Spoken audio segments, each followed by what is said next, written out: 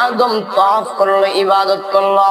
ইব্রাহিম আলাইহিস সালাতু সালামকে বানাইলেন, ইব্রাহিম আলাইহিস সালাতু সালাম তওয়াফ করলো, ইবাদত করলো। ইসমাইল আলাইহিস সালাতু সালাম তওয়াফ করলো, ইবাদত করলো। এমন ভাবে ঈসা আলাইহিস সালাতু সালাম তওয়াফ করলো, ইবাদত করলো। মুসা আলাইহিস সালাতু সালাম তওয়াফ করলো, ইবাদত করলো। ফেরেশতারা তওয়াফ করলো, ইবাদত করলো। জিন জাতিরা তওয়াফ করলো, ইবাদত করলো।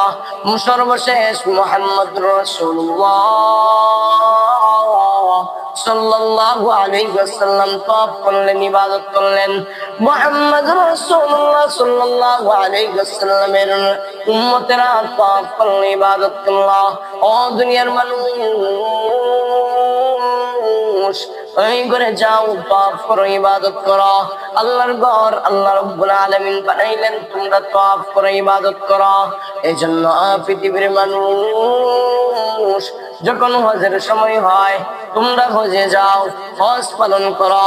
দুনিয়ার মধ্যে যখন মানুষ এসেছে, মুসলমান যখন হয়েছে, ঈমান আনার পর তাদের উপর কিছু জিনিস বার্তায়। এর মধ্যে 1 নম্বর ঈমান আনার পর নামাজ, নামাজের পরে রোজা, এরপরে হজ, এরপরে যাকাত।